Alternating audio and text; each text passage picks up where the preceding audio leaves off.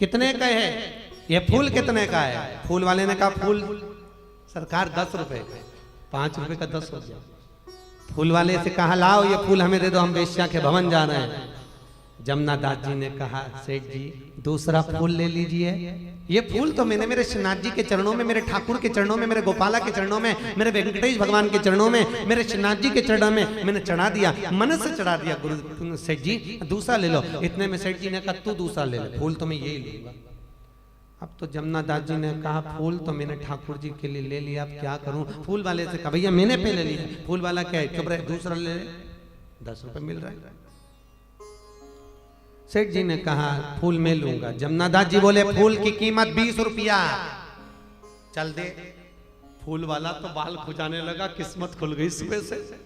5 रुपए की चीज 20 रुपया में ला 20 रुपए निकाल। इतने में सेठ जी बोले जमुना दास तू मुझे जानता नहीं है, मैं नगर सेठ हूं।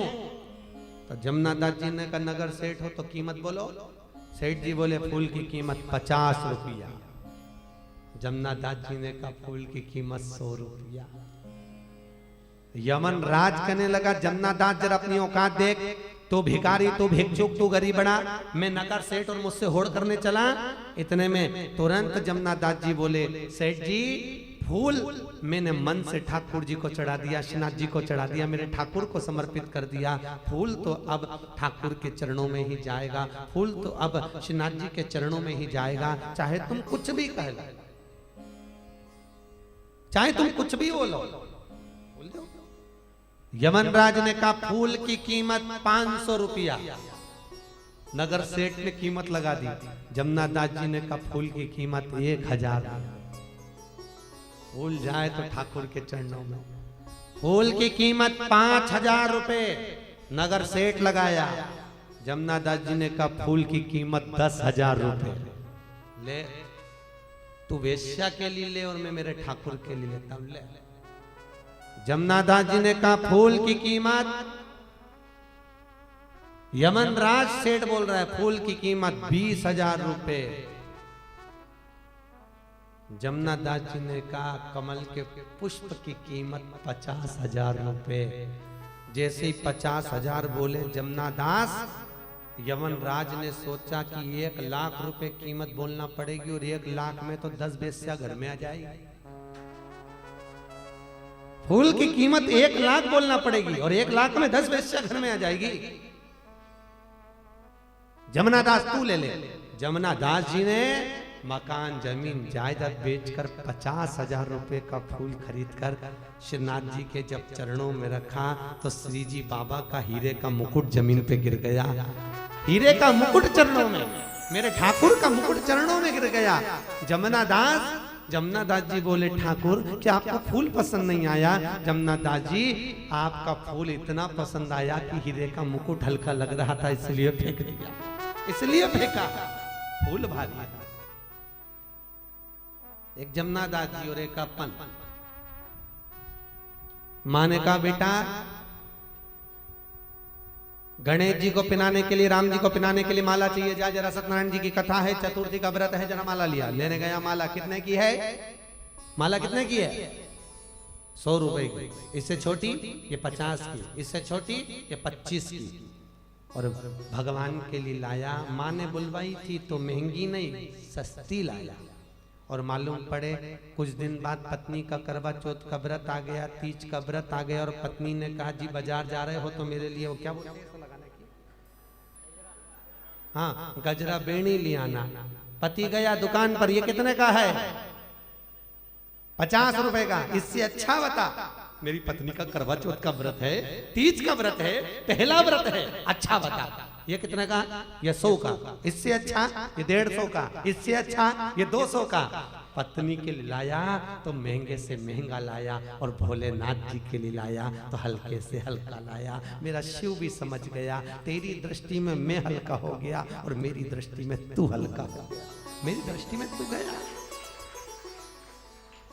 उसे चाहिए ही क्या? केवल एक लोटा पानी, उसमें भी तुम कंजूसी कर जाओ, घर से ना ले जाकर मंदिर का पानी, मंदिर का ही लोटा और मंदिर में चढ़ा दो। ये भगवान शंकर को पसंद कहाँ है? भगवान तो कह रहे हैं कि तू भाव लेकर आ जा, भक्ति लेकर आ जा, श्रद्धा लेकर आ जा। तेरे पास में अगर पानी का लोटा भी नहीं है मत ला, तेरे पास में जल भी नहीं है मत ला, तेरे पास चंदन नहीं है मत ला, तेरे पास बेलपत्री नहीं है मत ला, तेरे पास में मैंने तुझे जब जन्म दिया तो हाथ दिए थे और मुख दिया, 3 बार ताली बजा और बम बम बोल और घर चले जा, मुझे और कुछ भी नहीं चाहिए, बस इतना तो दे सकता है। इतना देने में भी लोग कंजूसाई कर जाएं तो बात दूसरी है। शिव को चाहिए क्या? अगर और देवताओं की पूजन करो तो मिश्री भी चाहिए, रबड़ी भी चाहिए, गुलाब जामुन भी चाहिए, ठोर भी चाहिए, ये भी चाहिए। भोलेनाथ जी को चाहिए क्या? मत दे, कुछ भी नहीं चाहिए तेरा, कुछ भी रख ले तेरे पास, तेरे पास है ही क्या? मेरा तो मुझको दे नहीं पा रहा है, होता है ना।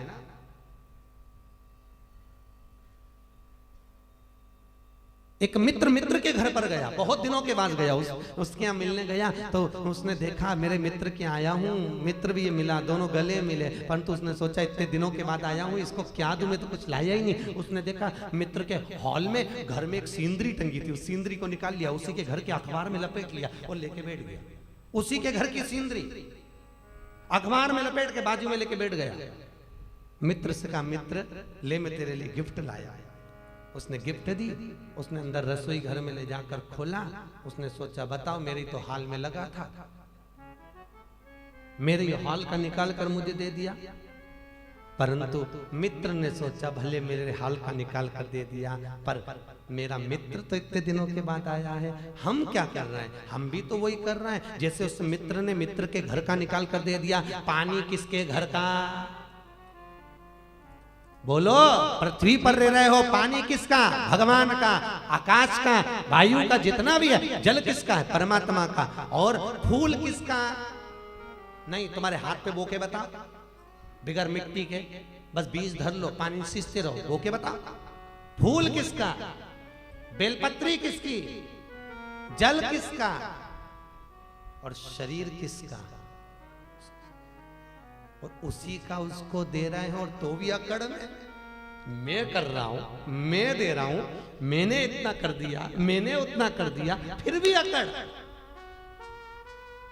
किस काम की? किसके लिए? उसका उसको। एक मित्र अपनी पत्नी से बोला, आज मेरा मित्र आने वाला है, दोस्त आने वाला है, तो ये घड़ी छुपा के रख दे, चप्पल छुपा के रख दे, और ये गुलदस्ता छुपा के रख दे। तो पत्नी ने पूछा, क्यों, तुम्हारा दोस्त क्या चोर है? इतने में पति बोला, नहीं, वो अपने सामान को पहचानता है।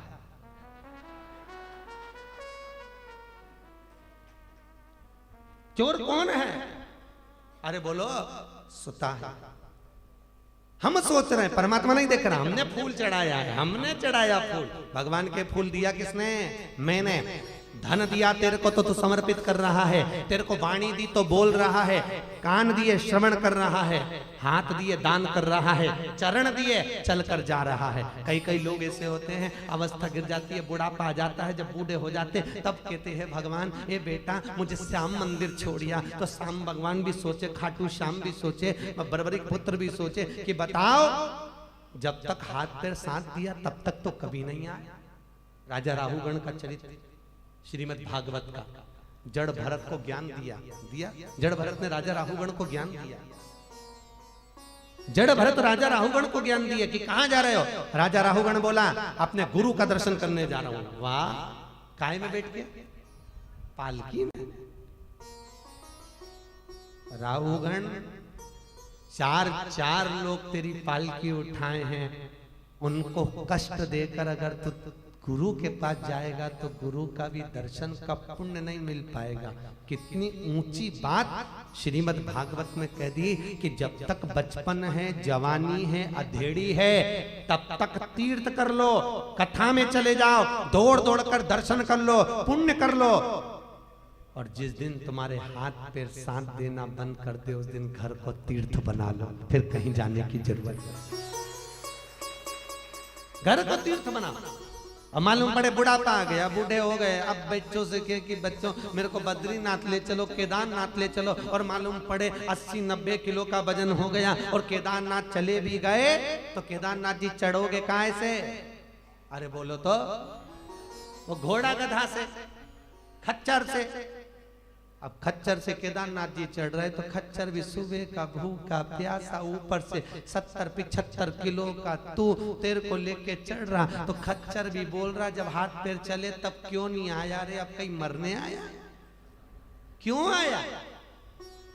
हाथ पैर साथ दिए तब परमात्मा याद नहीं आया, जब बुढ़ापा आया तब परमात्मा नजर आया कि अब मैं भगवान की सेवा करूं। अब भगवान की सेवा बने क्या, तुझे तो खुद दूसरे सेवा कर रहा है, और अब क्या मैं भगवान की सेवा करूंगी, मालूम पड़े सेवा करने बैठी अगरबत्ती पर्दा में छुआ दी, दिया लगा रही थी, मालूम पड़े बाती नीचे पटक दी, अब सेवा बन कहां रही है। इसलिए भगवान से प्रार्थना करना कि बचपन है, जवानी है, अधेड़ी है, तब तक तीर्थ हो जाए। बचपन जवानी अधेड़ी तक कथा सुन लो, ये शिव महापुराण तुम्हारे लिए है कि तुम चल चल कर श्याम मंदिर पहुंच जाओ। जब तक पांव साथ दे रहे हैं खूब कथा सुनो, जहां मर्जी पड़े वहां पहुंच कर सुनो, जहां तीर्थ बन जाए वो कर लो, और जब अवस्था गिर जाए, बुढ़ापा आ जाए, कहीं मत जाओ, अपना घर, अपना कमरा और भगवान का मंदिर इतना भरा, घरी तीर्थ, घरी बद्रीनाथ, घरी केदारनाथ, यमुनोत्री, गंगोत्री, सब घर कहीं नहीं।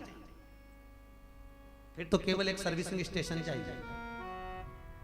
ये क्या है? अरे बोलो तो, ये गाड़ी का सर्विसिंग स्टेशन है। यहाँ जितने भी लोग आए हैं सर्विसिंग कराने के लिए आए, और परमात्मा का जो मंदिर है वो शोरूम है। भगवान ने भेज दिया गाड़ी की सर्विसिंग करने के लिए कि अभी सर्विसिंग कराओ, बुद्धि को श्रेष्ठ बनाओ, भजन।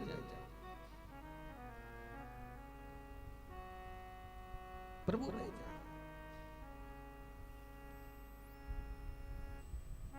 तुम क्या दे रहे हो भगवान को? भगवान तो तुम्हें दिया है तो तुम भगवान को दे रहे हो। ये अहंकारी तो निकालना है।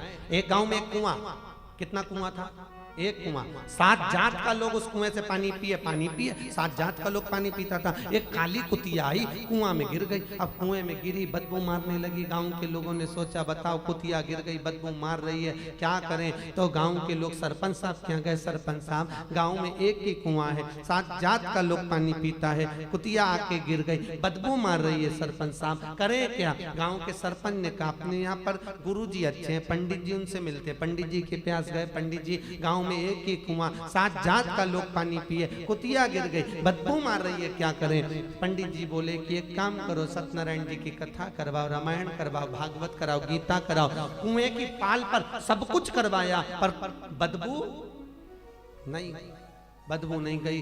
गांव के लोगों ने सोचा तो इस कुएं को किसी का श्राप लग गया, बददुआ लग गई, इसलिए दूसरा कुआं बनवाएंगे। गांव के लोग आसपास के कुएं से पानी लाने लगे। 15 दिन बीत गए, एक संत आ गए, और संत जब आए गांव के लोगों ने कहा गुरुदेव हमारे गांव में एक ही कुआं, 7 जात का लोग पानी पीता है, उस कुएं में कुतिया गिर गई, बदबू मार रही है। हमने रामायण, भागवत, गीता, कन्या भोज, भंडारा सब कुछ करा, पर कुएं की बदबू नहीं गई। इतने में गुरुजी बोले ये बताओ कुएं में से कुतिया निकलवाई कि महाराज बस यही नहीं करा, दुनिया का सारा काम कर लिया पर कुएं में से कुतिया नहीं निकाली। गुरुजी बोले अगर कुएं में से कुतिया निकाल कर बाहर फेंक देते, पानी को उलीच देते, दूसरा पानी आ जाता, काम हो जाता और बदबू आना बंद हो जाती। बस यही नहीं करा। हमारी भी रीति यही है, जब तक मन रूपी कुएं से अहंकार रूपी कुतिया निकाल कर बाहर नहीं करोगे तब तक मेरा ही मेरा नजर आएगा, और जिस दिन ये अहंकार की कुतिया निकल गई उस दिन हे भोलेनाथ सब तेरा नजर आएगा। फिर दुनिया में कुछ अपना लगेगा ही नहीं। उस अहंकार रूपी कुतिया को निकालना है, उस अभिमान को निकालना है, उस तृष्णा को निकालना। मेरा क्या है?